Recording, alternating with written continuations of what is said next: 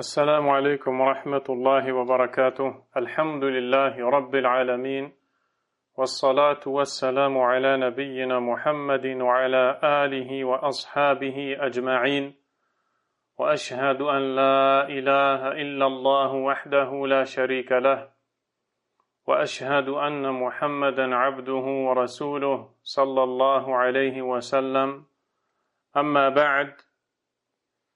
En cette soirée du 11 Dhul Qa'dah de l'an 1446 de l'hégire du prophète Mohammed alayhi salatu wassalam, correspondant au 8 mai 2025, nous sommes réunis fraternellement pour traiter un des sujets les plus importants dans notre vie, en raison du fait qu'il est un lien des plus étroits avec cette adoration pour laquelle Allah subhanahu wa ta'ala nous a créés, au sujet de laquelle il nous dit Azza wa Jal وَمَا خَلَقَتُ الْجِنَّ وَالْإِنسَ إِلَّا لِيَعْبُدُونَ.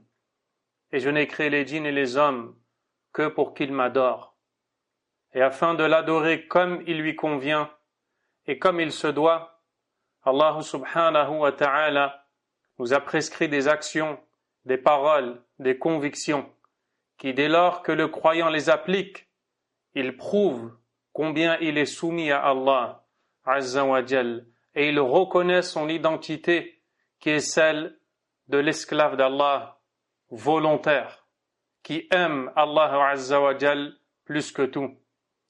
Et parmi ces adorations, une bien particulièrement qui représente l'un des piliers essentiels sur lesquels Allah Azza wa Jal a bâti sa religion, qui n'est autre que le pèlerinage à la Mecque, Al-Hajj, cette noble adoration, cette grandiose action va faire le sujet, incha'Allah ta'ala, des prochaines assises à venir à partir d'aujourd'hui, jusqu'à ce qu'Allah nous facilite de terminer, de traiter ce sujet, Inch'Allah ta'ala, dans une série d'interventions intitulée « Prépare ton cœur au voyage de la vie, le pèlerinage à la Mecque ».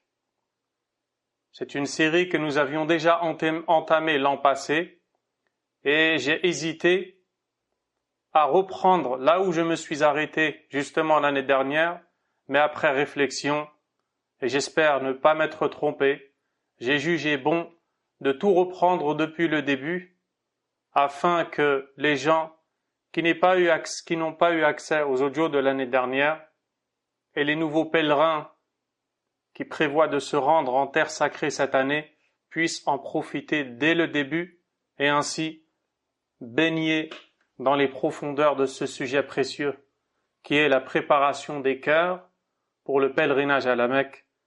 Et on demande à Allah subhanahu wa ta'ala de nous accorder la réussite dans cet objectif et nous permettre de comprendre combien il a honoré, combien il est bon envers ceux qui par sa permission pourront se rendre en terre sacrée et fouler la terre où a vécu le prophète de l'islam sallallahu alayhi wa sallam.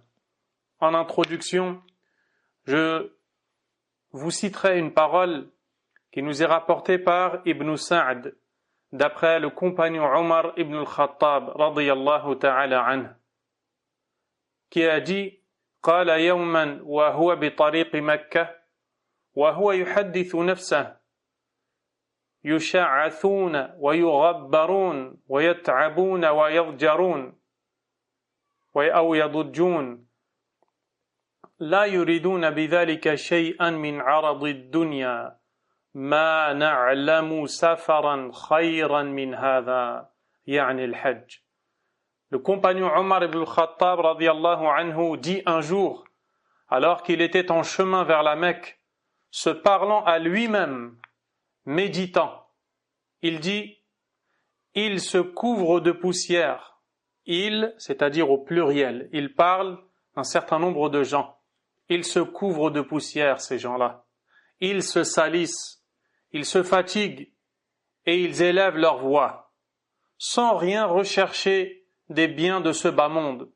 Nous ne connaissons aucun voyage meilleur que celui-ci. Et à travers cela, il parlait du pèlerinage à la Mecque.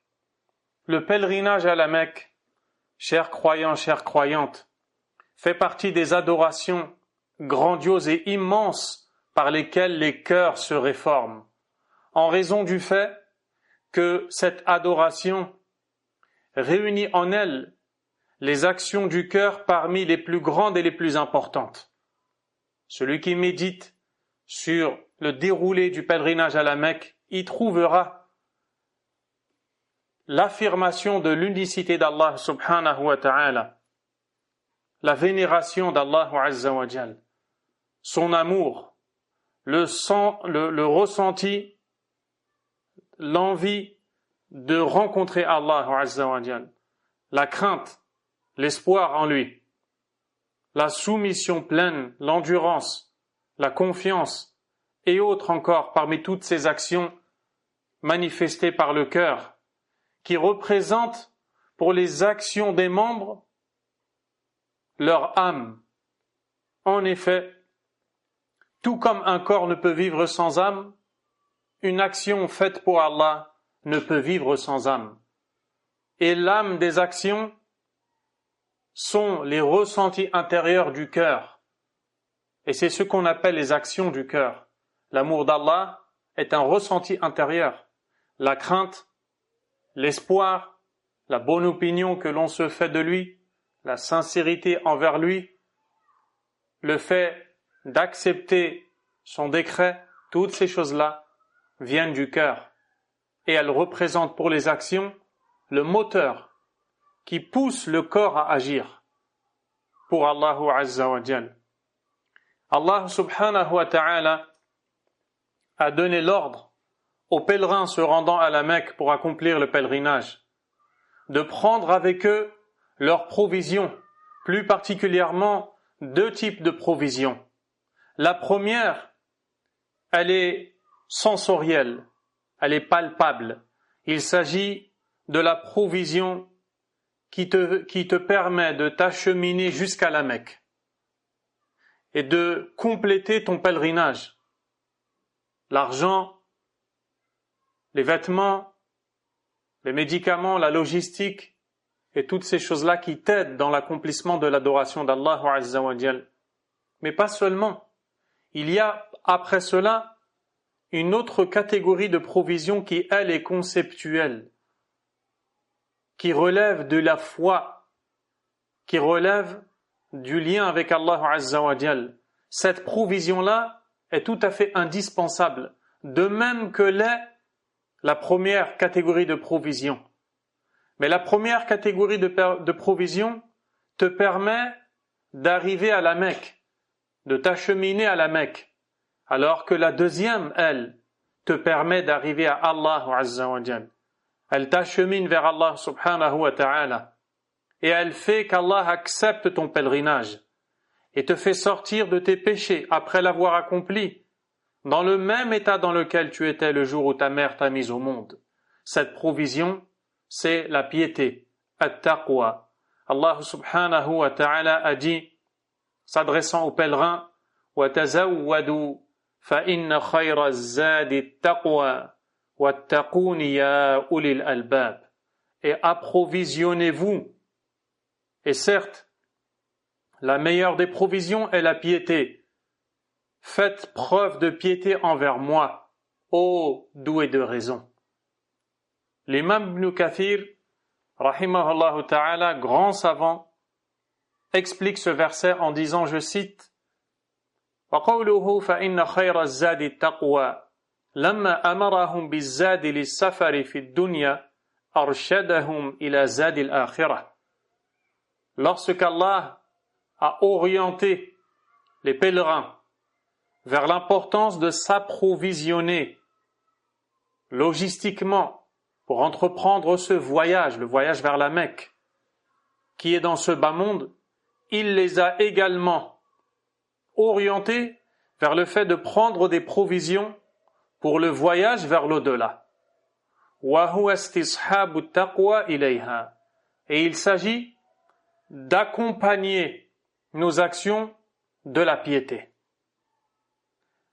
Allahu Azza wa Jal a donc ordonné aux pèlerins de prendre ces provisions-là. L'imam Ibn al-Qayyim rahimahullah ta'ala a dit, dans le sens de ses propos, Allah a ordonné aux pèlerins de s'approvisionner pour leur voyage et de ne pas voyager sans prendre de provisions. Puis, il a attiré leur attention sur la provision pour le voyage vers l'au-delà qui est la piété. Car tout comme un voyageur ne peut atteindre sa destination si ce n'est en prenant avec lui une provision lui permettant de s'acheminer et arriver à bon port, de la même manière, celui qui voyage vers Allah subhanahu wa ta'ala et vers la demeure dernière ne peut y arriver qu'avec la provision de la piété. فَجَمَعَ بَيْنَ الزَّادَيْنِ. Ainsi Allah a réuni les deux types de provisions. Fin de citation de son livre Ighathatul Lahfan, rahimahullahu ta'ala. Et lorsque l'on médite sur cette taqwa, justement, sur cette piété, on se rend compte qu'il s'agit d'un des actes du cœur. Car le prophète sallallahu alayhi wa sallam nous dit, dans le récit rapporté par l'imam Muslim d'après Abu Huraira, radiyallahu ta'ala anhu, التقوى ها هنا ويشير إلى صدره ثلاث مرات. La piété se trouve là, la piété se trouve là, la piété se trouve là. Et à chaque fois, il indiquait avec son doigt sa poitrine. Et la poitrine, c'est le contenant du cœur. Ainsi, le prophète sallallahu alayhi wa sallam nous indiquait, à travers ce récit, que lorsqu'il parle de taqwa, la piété, vient du cœur. Et le prophète sallallahu alayhi wa sallam nous a ordonné d'apprendre les rites du pèlerinage et les règles relatives à cette noble adoration. Dans le hadith, rapporté encore une fois par Muslim, le prophète alayhi salatu wassalam dit, s'adressant à ses compagnons, لِتَأْخُذُوا مَنَاسِكَكُمْ. Prenez vos rites. C'est-à-dire que lorsqu'il accomplissait le pèlerinage, peu avant son décès, le pèlerinage d'adieu, il s'est adressé à ses compagnons et il leur a dit d'imiter ses actions et de répéter ses paroles, de faire comme lui ce pèlerinage. لِتَأْخُذُوا مَنَاسِكَكُمْ. Le prophète sallallahu alayhi wa sallam, à travers cet ordre, indique aux compagnons l'obligation de prendre de lui la manière d'accomplir le pèlerinage, tant bien apparente que intérieure, car il y a bel et bien dans le pèlerinage des actions apparentes et des actions intérieures, des actions invisibles, celles qui sont justement décrites comme étant les actes du cœur. Le prophète sallallahu alayhi wa sallam a enseigné aux compagnons la manière d'accomplir le tawaf, les va-et-vient entre les deux monts appelés As-Safa, Al-Marwa, et l'ensemble des rites.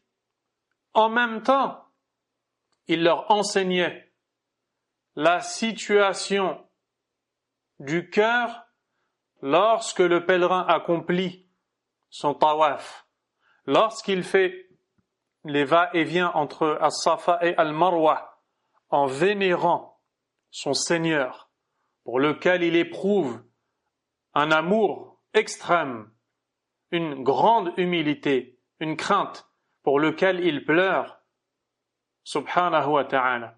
Méditez les récits du prophète sallallahu alayhi wa sallam, dans lesquels les compagnons radiyallahu anhum nous décrivent la manière d'entreprendre le hajj du prophète sallallahu alayhi wa sallam,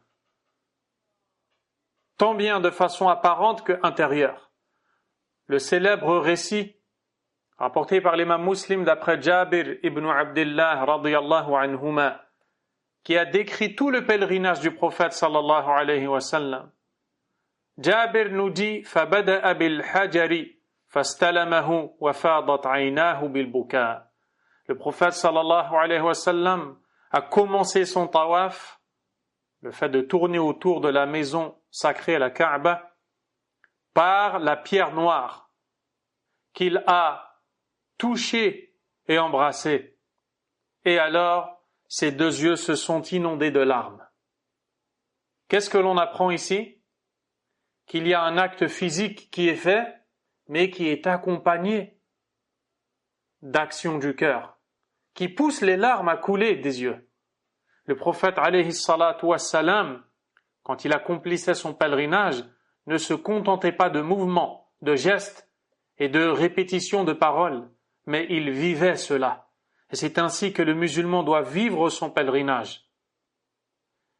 Jabir radiyallahu anhu nous dit aussi لما أفاض من عرفات أفاض رسول الله صلى الله عليه وسلم وعليه السكينة وقد Le prophète alayhi salatu wassalam, après avoir déferlé et quitté les lieux de Arafat en direction de l'endroit Al-Muzdalifa, il marchait sallallahu alayhi wa sallam et l'on voyait en lui l'humilité et la quiétude alayhi salatu wassalam.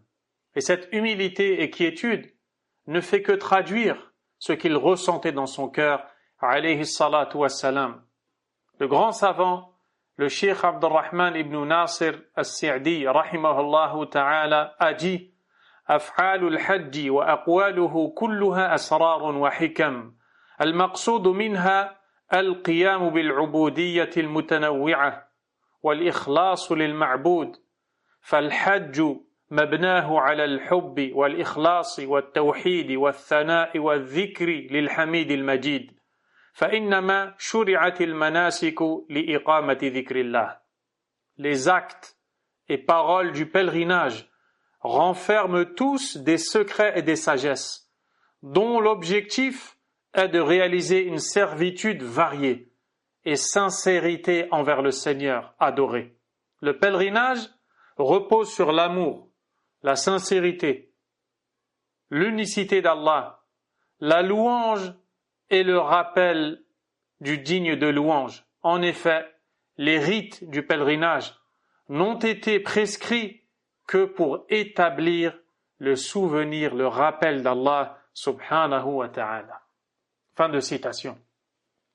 La réalité du pèlerinage, décrit par le prophète sallallahu alayhi wa sallam comme étant al-hajj al-mabrour, le pèlerinage pieusement accompli, ce grand pèlerinage qui n'a d'autre rétribution que le paradis, et que de faire sortir le pèlerin de ses péchés après l'avoir accompli, comme le jour où sa mère l'a mis au monde.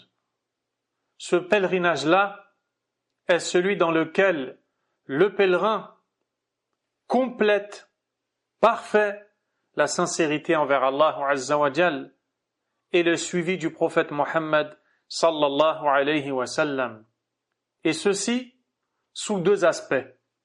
Le premier, ce sont les actions apparentes justement, comme l'ihram, la sacralisation, le tawaf, tourner autour de la Kaaba, le sa'i, aller et revenir entre les deux monts As-Safa et Al-Marwa, al-wuquf bi-Arafa, stationner à Arafa, et toutes les actions apparentes.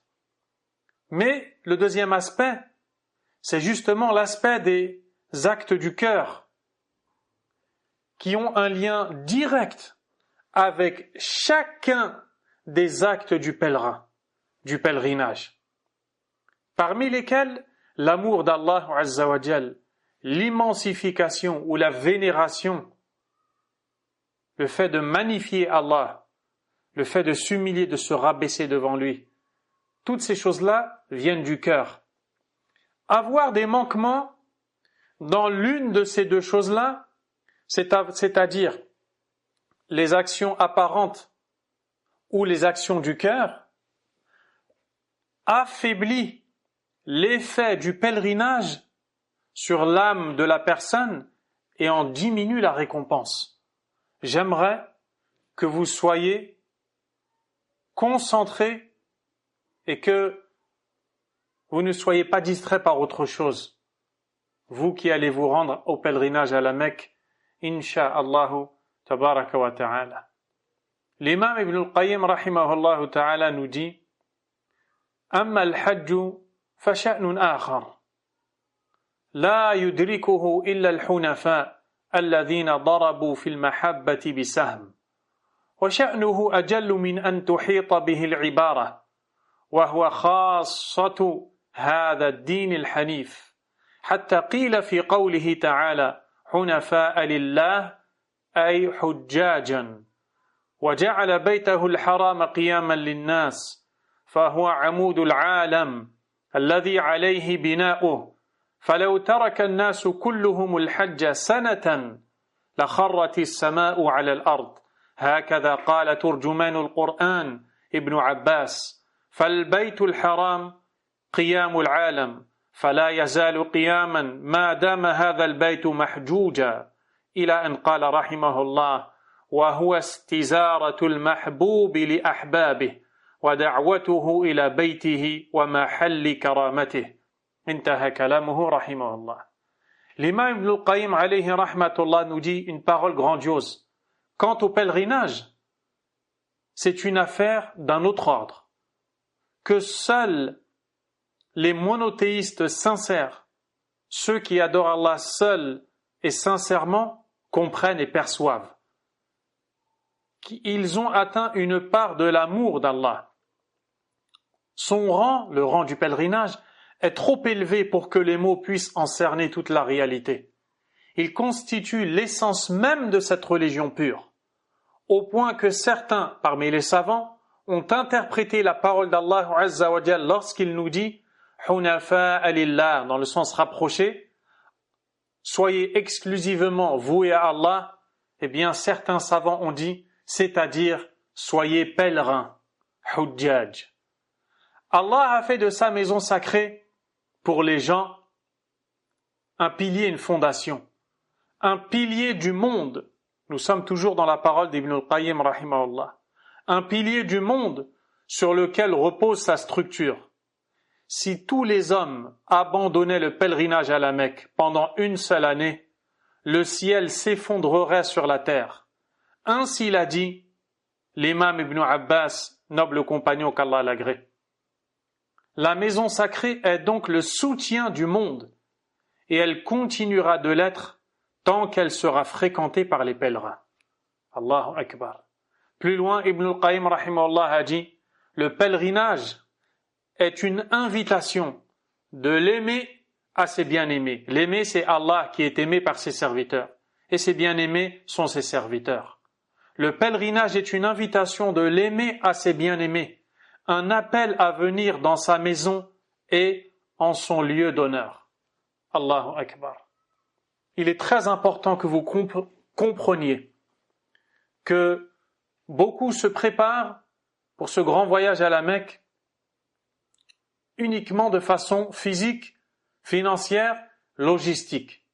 Bien que toutes ces préparations relèvent d'une grande importance, il n'en demeure pas moins que la plus grande de toutes les préparations, c'est la préparation du cœur, la préparation de l'âme, la purification de l'âme, afin d'aller savourer chaque instant du pèlerinage à la Mecque. Et après, cette expérience qu'Allah nous a offerte, et la louange revient à lui seul et sans associé, subhanahu wa ta'ala, après ces années, après avoir médité sur tous ces pèlerins que l'on a pu voir dans les différents rites du pèlerinage, une conclusion a été tirée sur laquelle il n'y a aucun doute. Très nombreux sont ceux qui sont distraits de préparer leur cœur pour le pèlerinage.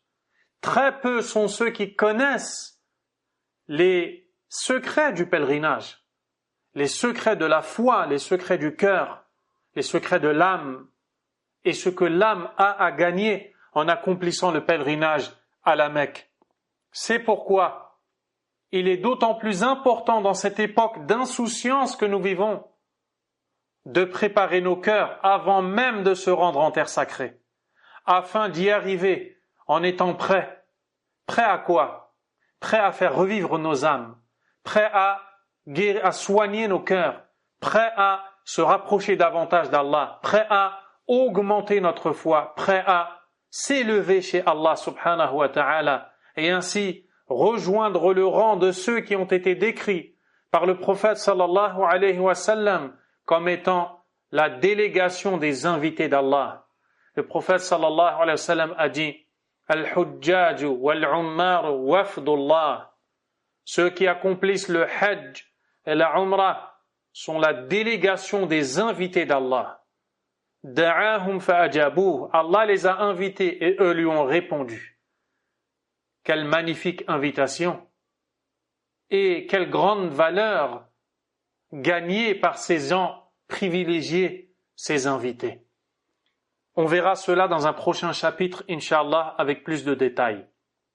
Ce qu'il faut retenir, c'est l'importance de se préparer pour le pèlerinage à la Mecque. Pourquoi? Parce que beaucoup sont parmi les musulmans qui pensent que les actions du cœur telles que l'amour d'Allah, la crainte, l'espoir, la sincérité, la véracité, la soumission intérieure et autres parmi les actions du cœur ne sont que des actes méritoires, non obligatoires. Lorsque le serviteur les applique, il en est certes récompensé, mais si il ne les applique pas ou a des manquements envers ces actions-là du cœur, alors nul grief pour lui, nul reproche, il n'a aucun mal. Ça, c'est pour la pensée d'une telle personne. Et ils pensent, ces gens-là, que dès lors qu'ils appliquent le côté apparent de l'action, c'est valable pour toutes les actions. La prière, par exemple, le jeûne, mais plus particulièrement le sujet qui nous concerne est le pèlerinage. Ils pensent que dès lors qu'ils se sont rendus là-bas, qu'ils ont accompli les actions apparentes, ils ont passé des nuits à Mina, ils ont jeté les pierres sur les stèles, ils ont invoqué Allah à Arafat, ils ont tourné autour de la Kaaba, ils ont coupé leurs cheveux, sacrifié la bête, et ainsi de suite. Ils pensent que c'est suffisant. Et que leur récompense est parfaite et complète. Quant aux actions du cœur qui sont fortement attachées et liées étroitement à ces actions apparentes, alors elles ne sont là que pour gagner des récompenses, mais si on ne les fait pas, on ne perd rien. La réalité est tout autre, car chaque adoration, parmi les adorations légiférées par Allah Azza wa Jal, a deux aspects. L'un est apparent et l'autre est intérieur. L'aspect apparent, c'est le côté physique, et l'aspect intérieur, c'est le côté spirituel, le côté de la foi qui doit absolument accompagner vos actions, nos actions, pendant l'adoration d'Allah subhanahu wa ta'ala. Sachez que dès lors que le pèlerin ou l'adorateur d'Allah Azza wa Jal a des défaillances, des manques dans l'un des deux aspects, que ce soit l'aspect apparent ou intérieur, eh bien, cela revient à diminuer la valeur de l'adoration qu'il a appliquée et la récompense qui devrait en découler. Plus loin encore que cela, avoir des défaillances dans le côté intérieur est en réalité bien plus grave qu'avoir des défaillances dans le côté extérieur et apparent. L'imam Ibn al-Qayyim rahimahullah a dit Wajibatul qulubi.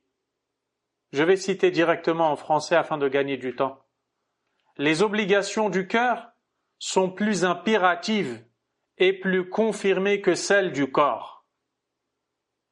Pourtant, beaucoup de gens agissent comme si elles ne faisaient pas partie des devoirs religieux, des obligations, comme si elles relevaient simplement des vertus ou des actes recommandés.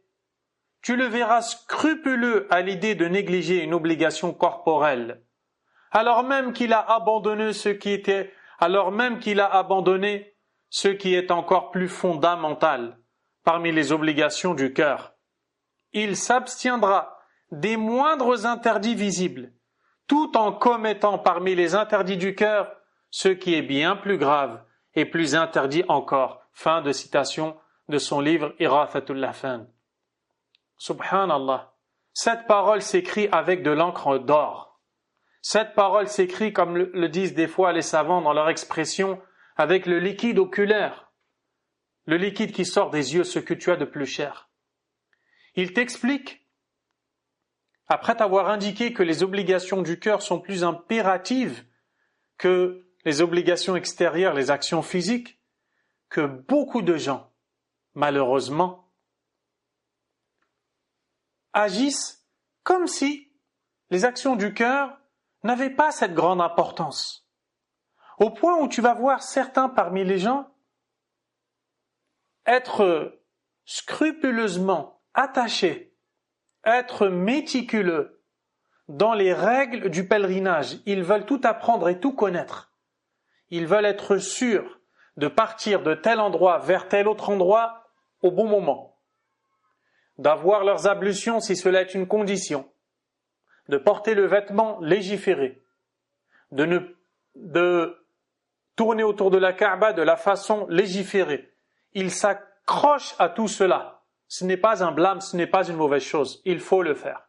Mais ils sont distraits quant au fait qu'il y a des obligations bien plus importantes qu'ils ont négligées. Par exemple, la sincérité. À quoi ça sert de parfaire ton adoration dans l'extérieur si ton cœur contient en lui l'envie de plaire à un autre qu'Allah, l'envie que l'on dise de toi que tu es un pèlerin, que tu as été à la Mecque, que tu as été pieux et ainsi de suite. À quoi ça sert de parfaire ton pèlerinage si il n'est pas accompagné de l'amour d'Allah Azza wa Jal, de la crainte, de l'espoir en sa miséricorde? De même, à quoi ça sert de délaisser tous les interdits du pèlerinage sans délaisser la crainte d'Allah dans ton cœur, sans délaisser la sincérité, sans délaisser l'envie de plaire à un autre qu'Allah, et ainsi de suite. Ainsi, l'on voit l'importance des actions du cœur. L'imam Ibn Taymiyyah, rahimahullah ta'ala, a dit au sujet de la valeur des actions du cœur, وَهِيَ مِنْ أُصُولِ الْإِيمَانِ وَقَوَاعِدِ الدِّينِ. Et ces actes-là font partie des fondements de la foi et des bases mêmes de la religion. Ainsi, l'on comprend l'importance des actions du cœur pendant le pèlerinage. Parmi ces actions-là, premièrement, il y a la véracité dans at-ta'abbud lillahi azza wa jal, dans la servitude pour Allah subhanahu wa ta'ala. Avec les actions du cœur, dans toutes les étapes du pèlerinage, le fait d'être véridique, d'avoir une force de véracité dans le cœur, eh bien, cela est une grande aide d'Allah Azza wa Jal qui va augmenter, renforcer la motivation du pèlerinage à accomplir ce pèlerinage comme il se doit, justement, à en respecter les obligations, les piliers, les conditions, les sunan, les actes recommandés, mais aussi à délaisser les interdictions, les actions détestables, et ainsi de suite.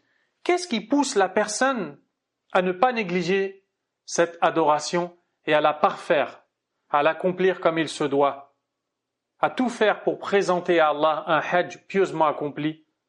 C'est le fait que dans le cœur de cette personne, il y ait une envie ardente de plaire à Allah, une sincérité, une véracité telle qu'elle va s'efforcer d'accomplir le pèlerinage comme il se doit, et cela va aider cette personne à délaisser les interdits du pèlerinage et tout ce qu'Allah n'aime pas.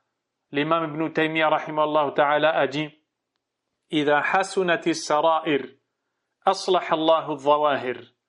Dès lors que le fort intérieur est corrigé, c'est l'apparence extérieure qui le devient aussi.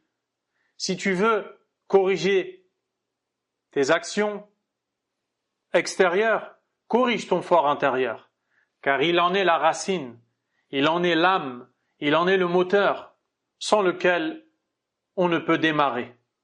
Si tu veux cheminer vers Allah Azza wa Jal, concentre-toi sur le fort intérieur, car le cœur est ce qu'Allah regarde en nous, comme dans le hadith rapporté par l'imam Muslim, dans lequel le prophète sallallahu alayhi wa sallam nous dit Inna Allah la yanzuru ila amwalikum wala ila ajsadikum.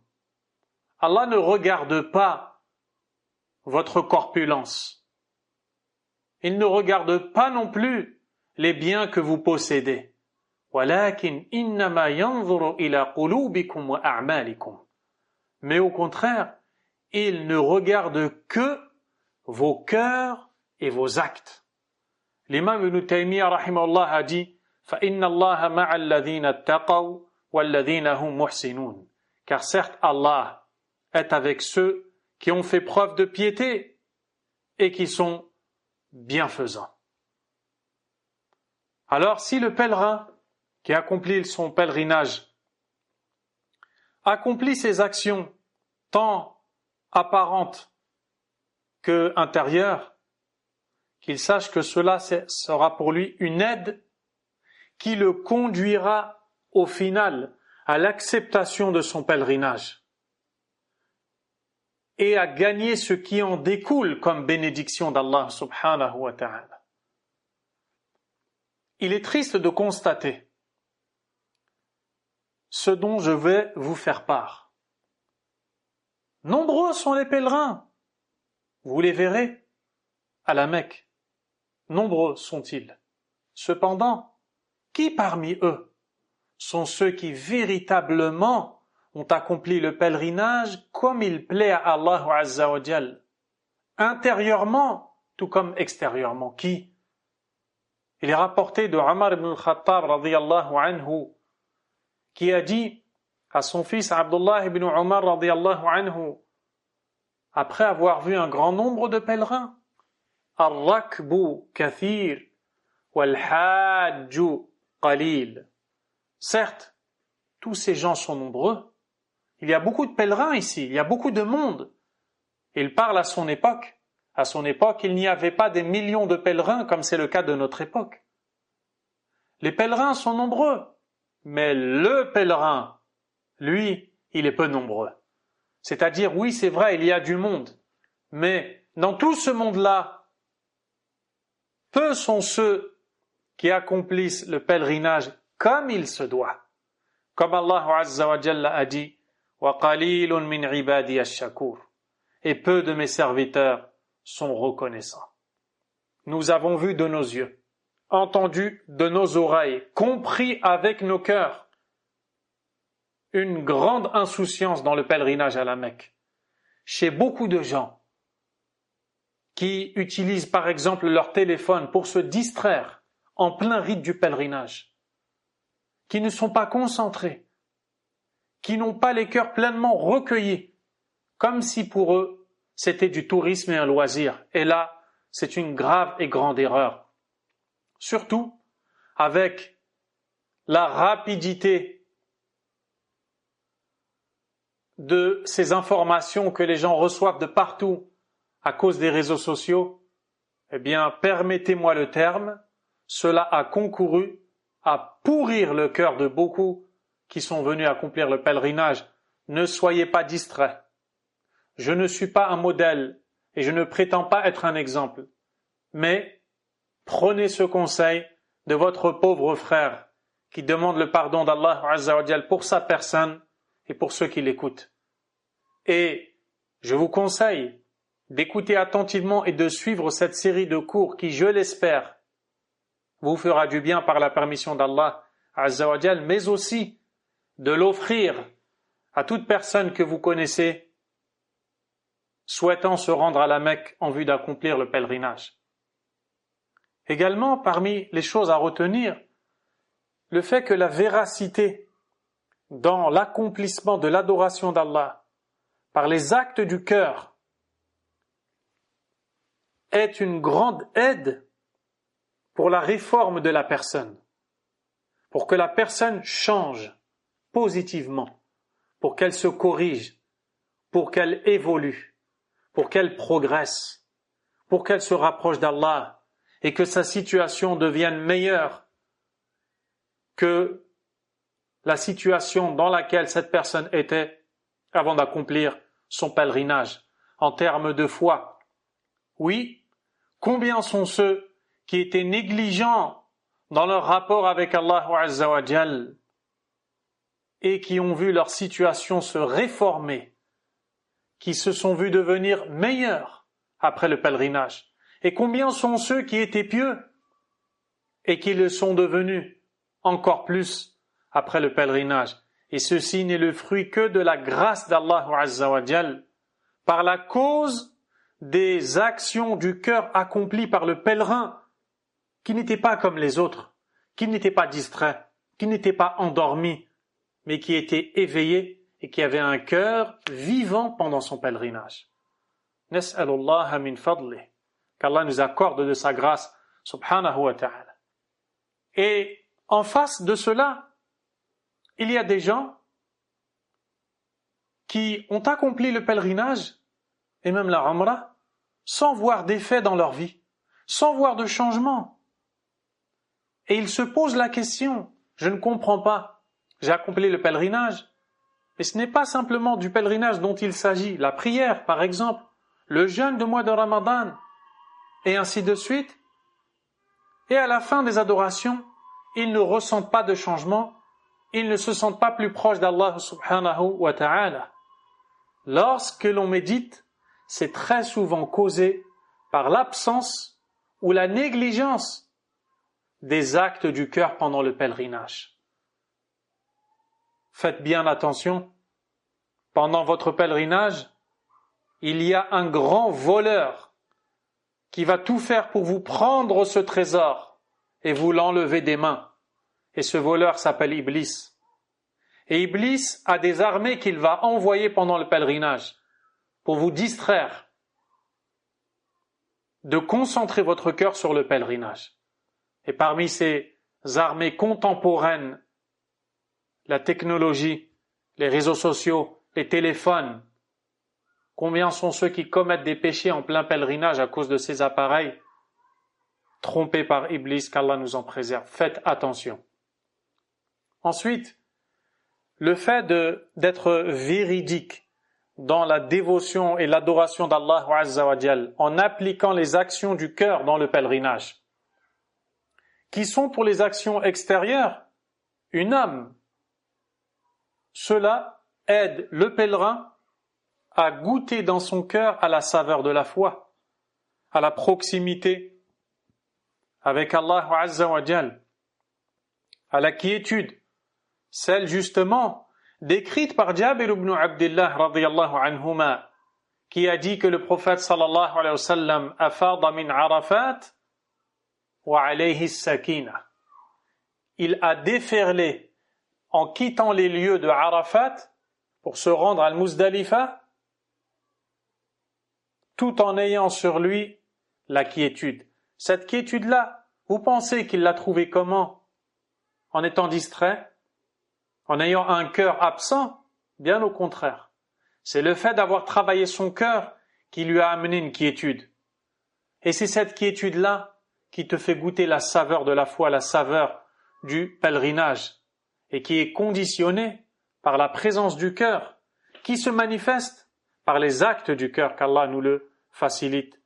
Et sans nul doute, les gens sont différents et ont des disparités entre eux dans la réalisation des actions du cœur. Et l'aide ne vient que d'Allah subhanahu wa ta'ala. Il faut donc l'invoquer. Parlons maintenant de la préparation avant le voyage.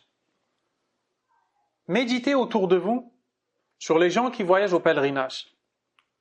Rendez-vous compte avec moi que, en grande partie, lorsqu'ils parlent de préparation pour le pèlerinage, il s'agit de qu'est-ce que je dois acheter? Combien de kilos ai-je droit d'apporter avec moi dans l'avion? Comment faire pour me procurer telle et telle chose? Combien d'argent dois-je prendre avec moi? Est-ce que je peux apporter avec moi ma carte bleue ou de l'espèce? Et lorsque tu médites, tu verras que très peu, et je pèse mes mots, très peu sont ceux qui préparent leur pèlerinage par leur cœur. C'est là où il faut se concentrer. Car certes, vous allez entendre avec moi quelque chose de très important. La préparation avant chaque adoration est un ordre religieux. C'est quelque chose qu'Allah nous ordonne.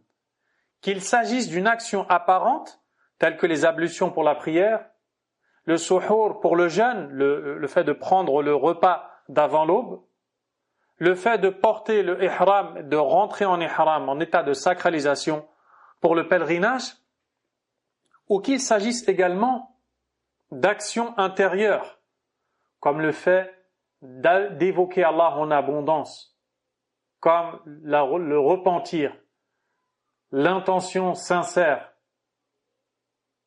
et toutes ces choses-là. Et c'était une habitude des pieux, des adorateurs d'Allah, parmi les prophètes et ceux qui les ont suivis, que de préparer leur cœur pour l'adoration d'Allah subhanahu wa ta'ala. En effet, lorsque Allah Azza wa Jal a ordonné à Moussa, a donné, a fixé pour Moussa un rendez-vous de 30 jours dans lesquels Allah allait parler à Moussa alayhi salam.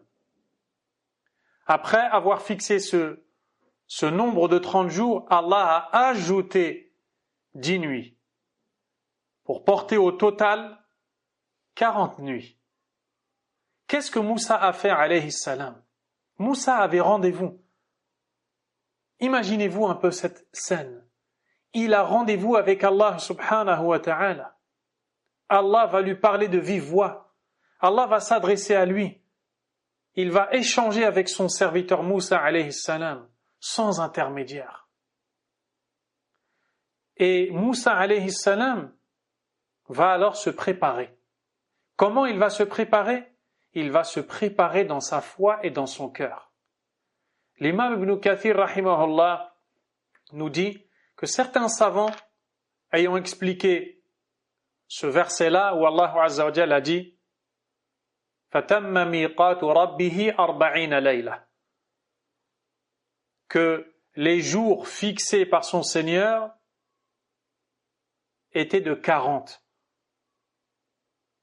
Il dit que Moussa s'est préparé en jeûnant ces jours-là. Il a jeûné ces jours pour préparer son cœur à la rencontre d'Allah subhanahu wa ta'ala.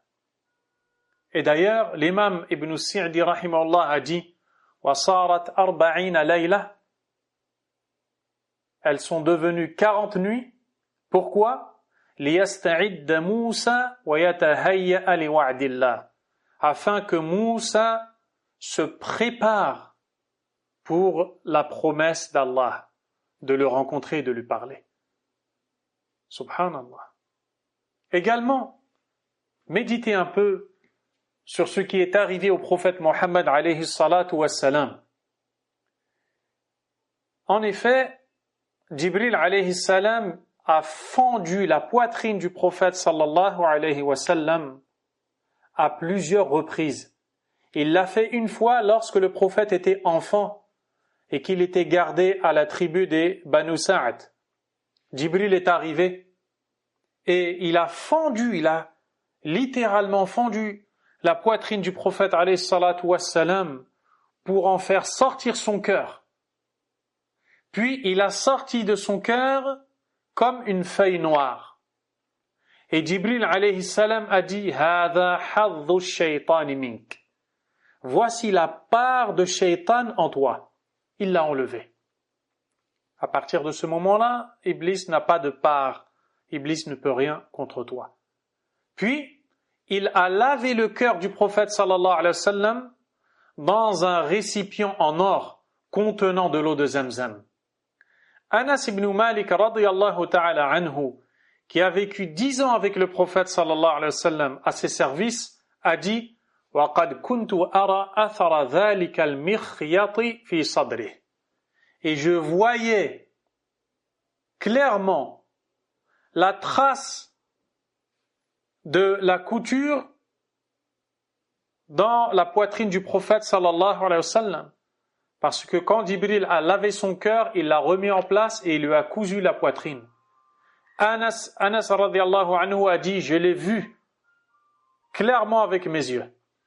Puis une autre fois, le prophète sallallahu alayhi wa sallam a reçu la visite de Jibril qui lui a encore une fois fendu la poitrine pour lui laver le cœur, pour le préparer au voyage nocturne avec de l'eau de Zamzam remplie de sagesse et de foi. Il a vidé cette eau de Zamzam remplie de foi et de sagesse dans le cœur du prophète, dans la poitrine du prophète sallallahu alayhi wa sallam.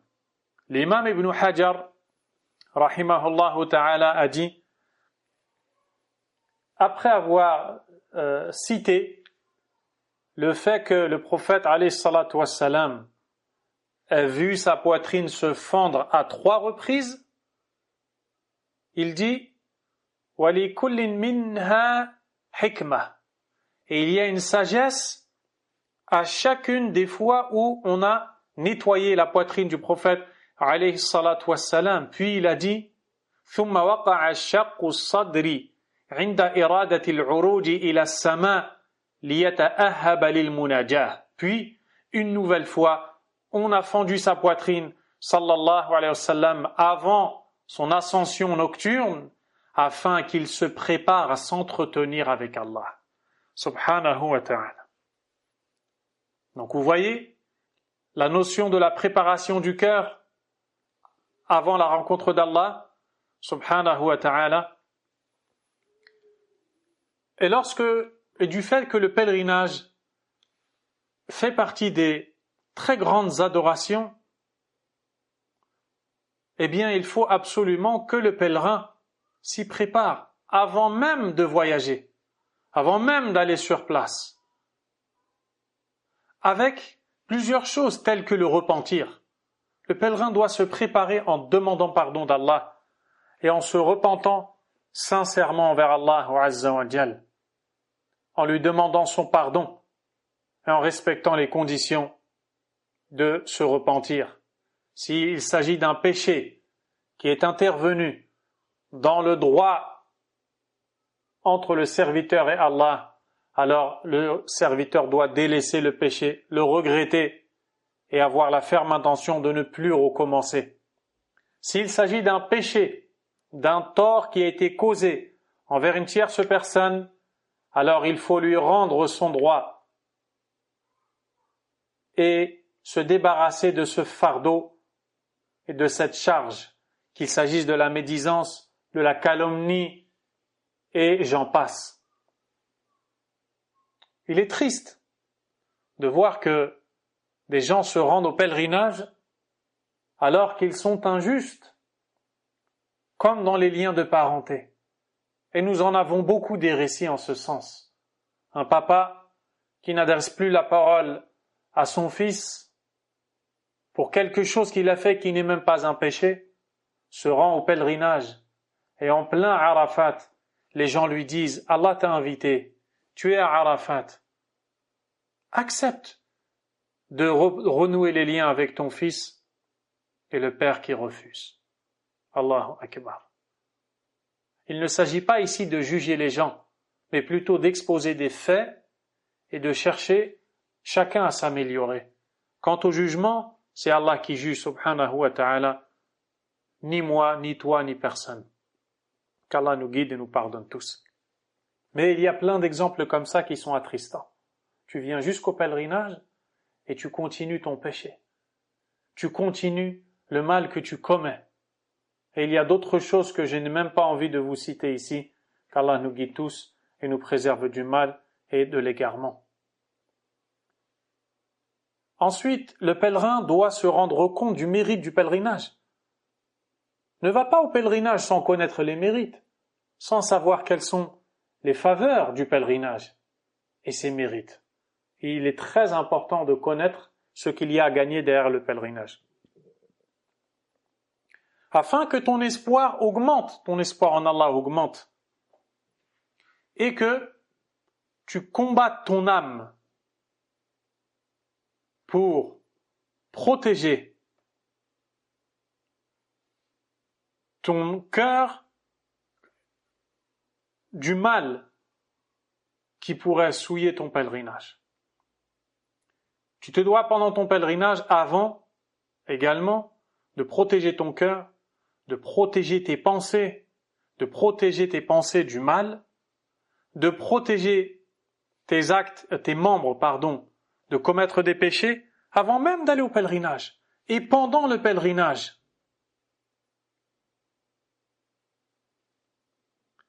Car la plupart des adorations pendant le pèlerinage, mais aussi la prière, le jeûne et ainsi de suite, tu vois la personne arriver au début avec enthousiasme, avec vivacité, plein de joie.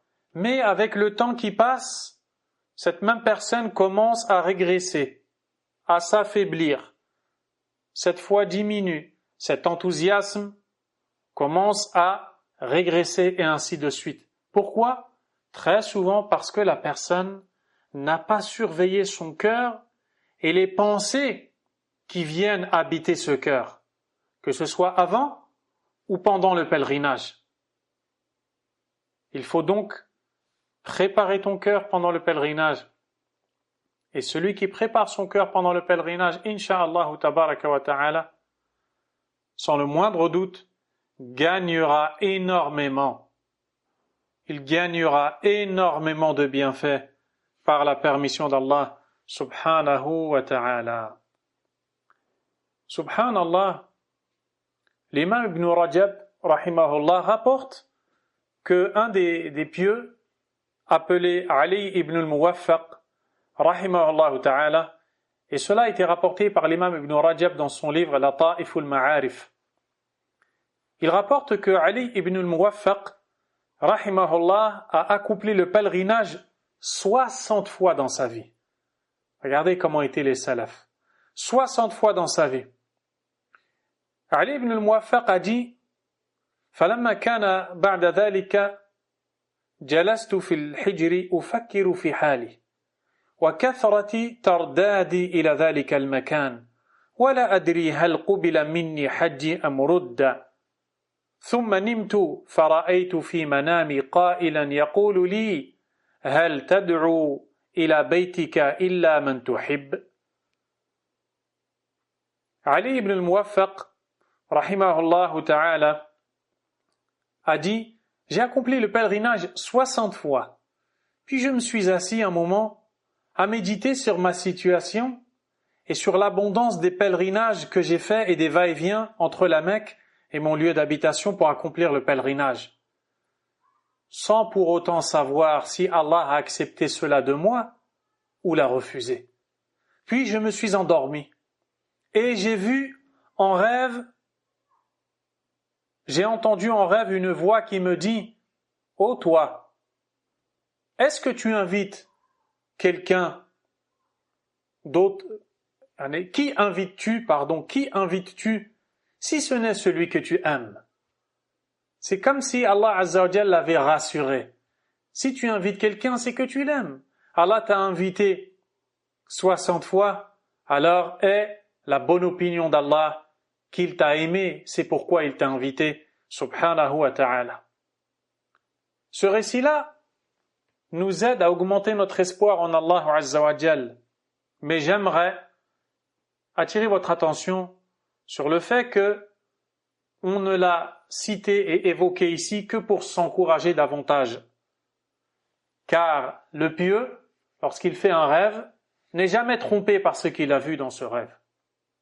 Ce rêve sert à l'encourager, mais il n'est pas pour autant trompé en se disant « c'est bon, j'ai atteint les hauts degrés, je suis accepté d'Allah ». Loin de là, loin de là. Qu'Allah nous en préserve et qu'Allah nous guide dans le droit chemin. Après cette introduction, on traitera plus en profondeur, Inch'Allah tabaraka wa ta'ala, à partir de demain, les sujets en rapport avec la préparation au pèlerinage. Et demain, Inch'Allah ta'ala, la prochaine assise, on parlera particulièrement d'un ressenti habité dans le cœur du croyant qui est ash-shawqu ila al-hajj. L'extrême envie, le manque que le croyant ressent d'aller accomplir le pèlerinage. Car quand tu aimes fortement quelqu'un que tu n'as pas vu depuis longtemps, forcément il te manque.